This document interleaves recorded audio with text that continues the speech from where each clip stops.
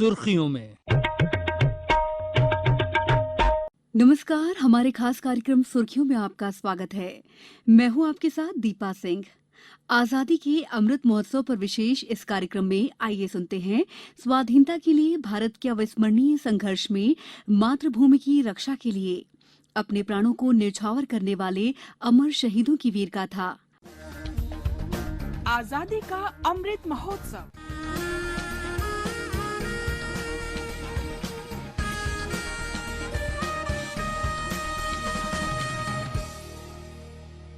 आजादी का सफर आकाशवाणी के संग, एक राष्ट्र का जन्म। भारत का शानदार स्वाधीनता संघर्ष आधुनिक विश्व के महानतम संघर्षों में से एक है। आकाशवाणी आपके लिए रोजाना ला रही है इस शानदार संघर्ष की झलक। आज की कड़ी में हम बात करेंगे महान तमिल योद्धा बुलितेवन की। 1 सितंबर 1715 को जन्मे बुलितेवन शुरुआती दौर के उन लोगों में रहे जिन्होंने ब्रिटिश हुकूमत का विरोध किया। तत्कालीन तमिल इलाके के 77 पॉलीगर यानी स्थानीय सरदारों में से एक थे बुलितेवन। इस इलाके को आज तमिलनाडु में तिरुनेलवेली जिले के नेलकट्टुम सेवल इलाके के रूप में जाना जाता है। बुलितेवन वहां के बेहद शक्तिशाली योद्धा थे।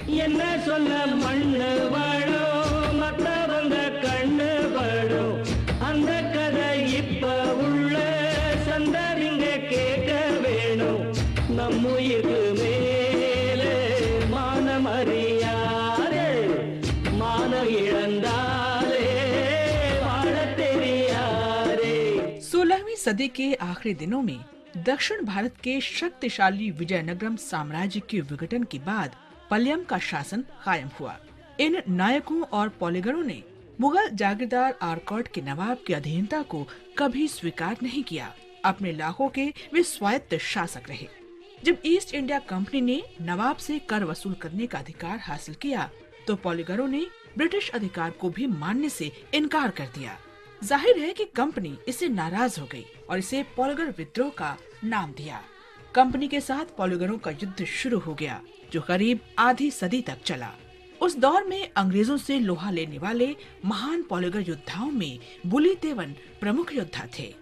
ब्रिटिश सेना को बुलितेवन ने पहली बार 1755 में चुनौती दी। तब ब्रिटिश कर्नल अलेक्जेंडर हेरोन ने पश्चिमी तमिलनाडु पर हमला किया था। नेलकट्टुम सेवल में बुलितेवन के किले में ब्रिटिश तोपें नाकाम रहीं। बुलितेवन ने अंग्रेज शिविरों की जासूसी भी कराई जिससे उन्हें लगातार खुफिया जानकारी मिलती रही। बहादुरी से किले की रक्षा करने से बुलितेवन की प्रतिष्ठा बुलंदियों पर पहुंच गई और उसका असर ये हुआ कि पश्चिमी पॉलीगरों ने उनका नेतृत्व स्वीकार कर लिया। इससे बुलितेवन को विदेशी शासन के खिलाफ मजबूत किलाबंदी करने में मदद मिली। पड़ोसी त्रावणकोर के महाराजा के साथ गठजोड़ के लिए तेवन ने अपने अनूठे कूटनीतिक कौशल का उपयोग किया। अंग्रेजी सेना 6 साल तक इस इलाके पर कब्जा नहीं कर सकी।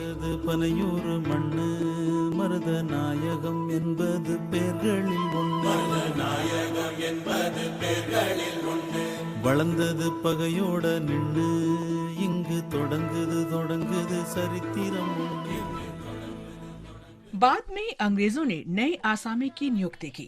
इस बीच वे फूट डालने की कोशिश भी करते रहे। इसका असर भी हुआ और पॉलीगरों का त्रावणकोर के साथ हुआ गठबंधन टूट गया। जिस यूसुफ खान को कंपनी सरकार ने आसामी बनाया वो स्थानीय निवासी था और बाद में उसने इस्लाम स्वीकार कर लिया था। यूसुफ खान भले ही पॉलीगरों पर नियंत्रण करने में सफल रहा, लेकिन बाद में उसने खुद अंग्रेजों से विद्रोह कर दिया। कई पॉलीगर भी उसके साथ आ मिले। उसने बुलितेवन के साथ भी संघर्ष किया। चूँकि उसे पॉलीगरों का भी समर्थन मिलता रहा, लिहाजा बुले लगातार अपने इलाके खोते गए।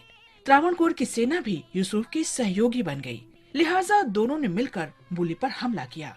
बुलितेवन ने इसका जमकर सामना किया, लेकिन वो अपने गढ़ नेलकट्टुम सेवल को नहीं बचा सके।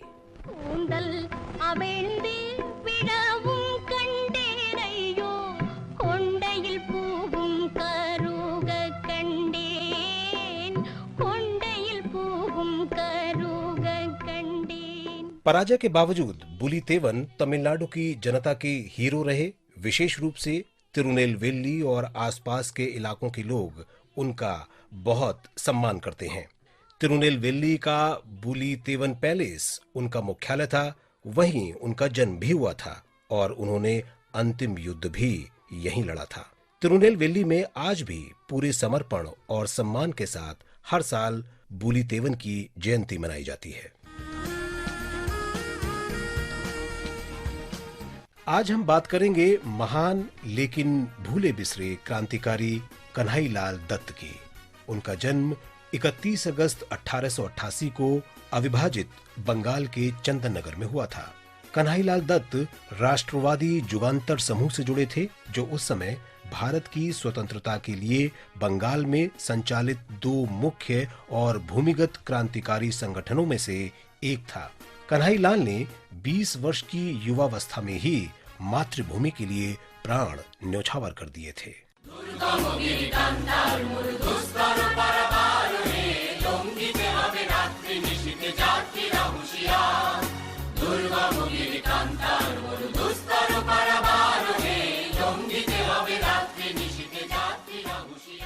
कन्हैयालाल दत्त को मुजफ्फरपुर बम हमले में शामिल होने के कारण अंग्रेजों ने 1908 में गिरफ्तार किया था। उनके साथ कम से कम 40 क्रांतिकारी भी पकड़े गए थे। कुछ महीने बाद दत्त और उनके मित्र सत्येंद्र नाथ बोस को नरेंद्र नाथ गोसाई की हत्या का दोषी ठहराया गया। गोसाई पहले क्रांतिकारी था, लेकिन बाद में वो अंग्रेजों से मिलकर सरकारी गवाह बन गया था।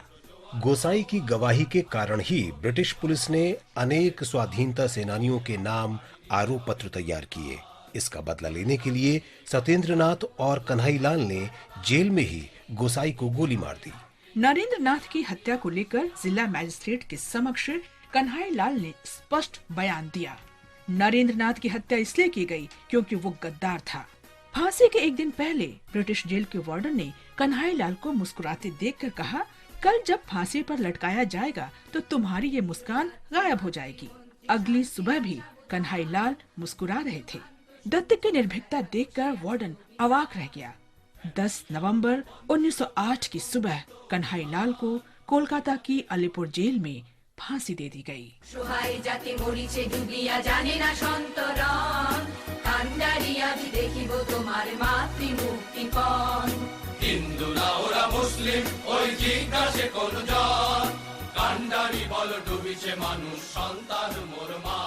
कन्हैयालाल के बलिदान के करीब 15 साल बाद मोतीलाल रॉय ने उनकी स्मृति में चंदन नगर कस्बे से बांग्ला भाषा में पुस्तक प्रकाशित की। उस समय चंदन नगर फ्रांस के कब्जे में था, लेकिन अंग्रेजों ने सी कस्टम्स एक्ट 1878 के तहत उस पुस्तक पर प्रतिबंध लगा दिया। इस अधिनियम में ब्रिटिश क्षेत्रों में भेजी जा रही किसी भी आपत्तिजनक सामग्री को प्रतिबंधित करने का प्रावधान था। इस पुस्तक में मोतीलाल ने उन पलों को याद किया था जब उन्होंने अंतिम संस्कार के समय कन्हैयालाल के पार्थिव शरीर के दर्शन किए थे। उन्होंने पुस्तक में लिखा था कि कन्हैयालाल के चेहरे पर योगी जैसी शांति थी और उनके शरीर पर कोई भी ऐसा निशान नहीं था जिससे मृत्यु के समय भय का पता चलता हो। कन्हैयालाल की फांसी की लोगों के बीच खूब चर्चा हुई। देश के लिए अपना जीवन उत्सर्ग करने के कारण वे जनमानस में बस गए। राष्ट्र सेवा के लिए कन्हैयालाल के उत्साह ने बाघा जतिन, रास बिहारी बोस, मास्टरदास सूर्य सेन और उनके समूह के सदस्यों सहित अनेक महान बंगाली क्रांतिकारियों के दिलों में आजादी की ज्वाला और तेज कर दी। कन्हैयालाल दत्त जैसे शहीदों के बलिदान और अप्रतिम देश सेवा का भारत सदैव ऋणी रहेगा।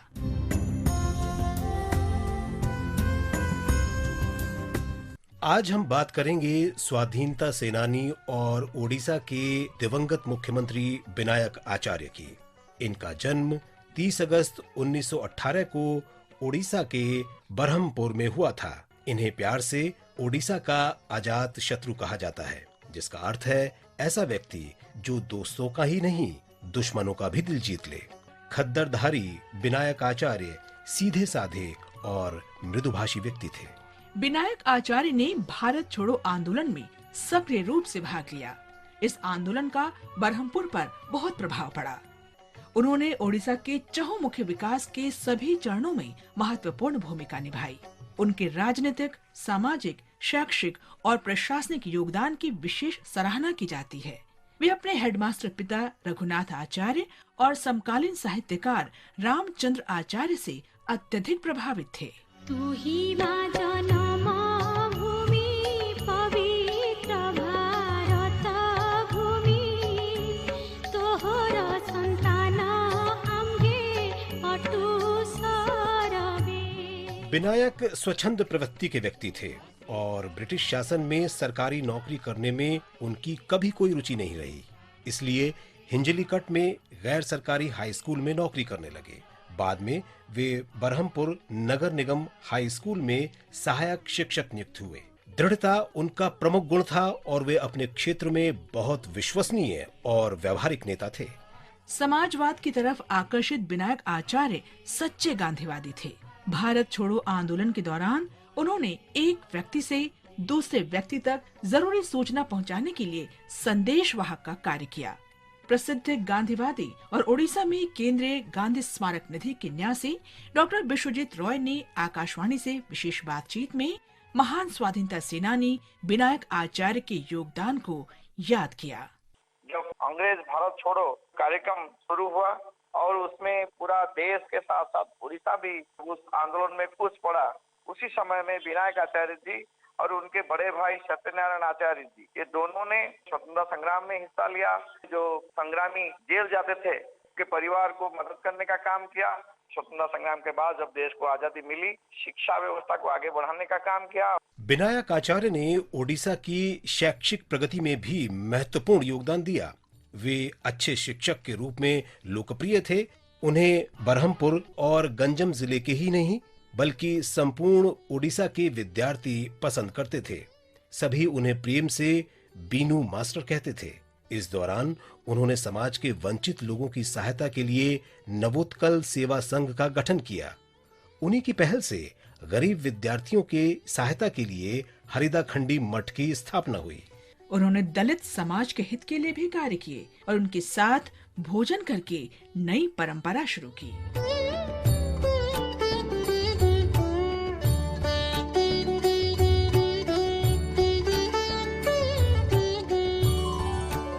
विनायक आचार्य शिक्षा के विकास, देश की संप्रभुता, धर्मनिरपेक्षता, राष्ट्रीय एकता और वर्ग भेद के उन्मूलन के लिए सदैव प्रतिबद्ध रहे। 1976 से 1977 तक मुख्यमंत्री पद पर रहते हुए विनायक आचार्य ने प्राथमिक शिक्षा पर विशेष ध्यान दिया और पूरे प्रयास किए कि बच्चे स्कूल की पढ़ाई बीच में न छोड़ें। 11 दिसंबर 1983 को आचार्य का निधन हो गया, लेकिन उनके कार्य आज भी प्रेरणा बने हुए हैं।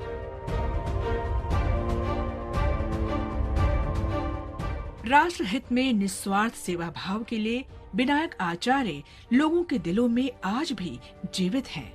समाज सुधारों के लिए उनका उत्साह लोगों को सदैव समाज के कमजोर वर्गों के उत्थान और सशक्तिकरण के लिए कार्य करने की प्रेरणा देता रहेगा।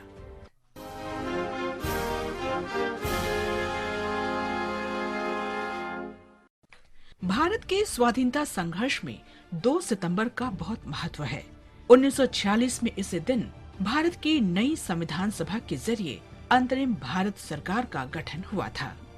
भारत में अंग्रेजों के आगमन के बाद पहली बार भारतीय लोगों के हाथ देश की कमान आई।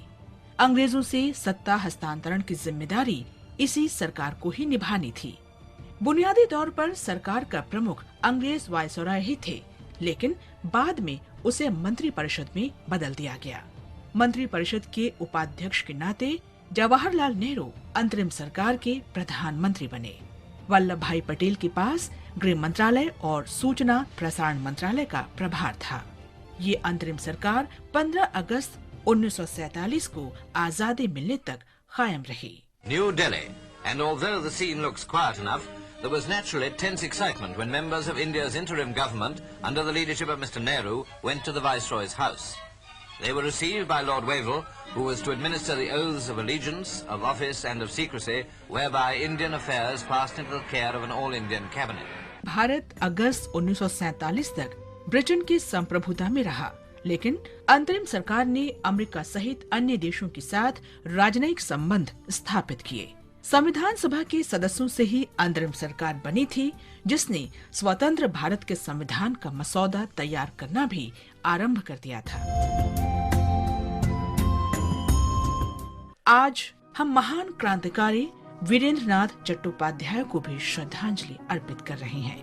प्रसिद्ध स्वाधीनता सेनानी सरोजिनी नायडू और जाने माने बांग्ला कवि तथा संगीतकार हरींद्र नाथ चट्टोपाध्याय के भाई वीरेंद्र नाथ चट्टोपाध्याय को विदेशी धरती पर अंग्रेजी साम्राज्यवाद के खिलाफ अभियान चलाने का श्रेय है। यूरोप और अमेरिका में उन्होंने भारत में जारी अंग्रेजी शासन को लेकर जमकर अभियान चलाया।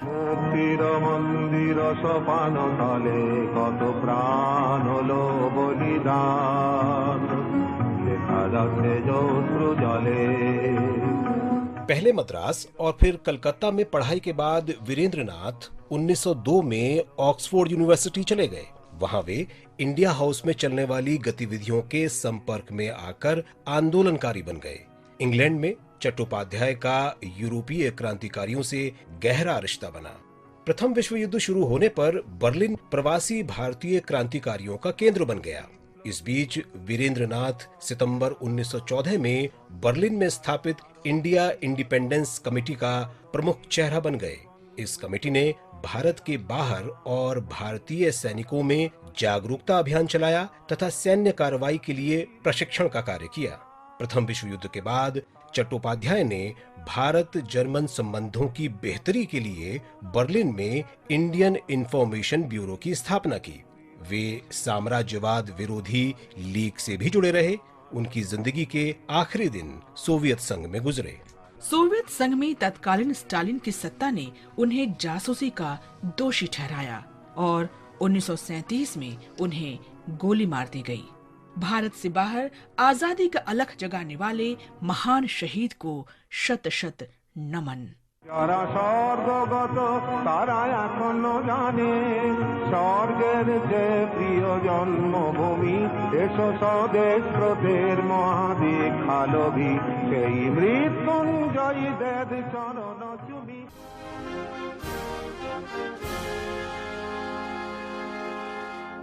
आज बस इतना ही। आजादी का सफर आकाशवाणी के संग फिर मिलेंगे नई कड़ी के साथ। सुर्खियों में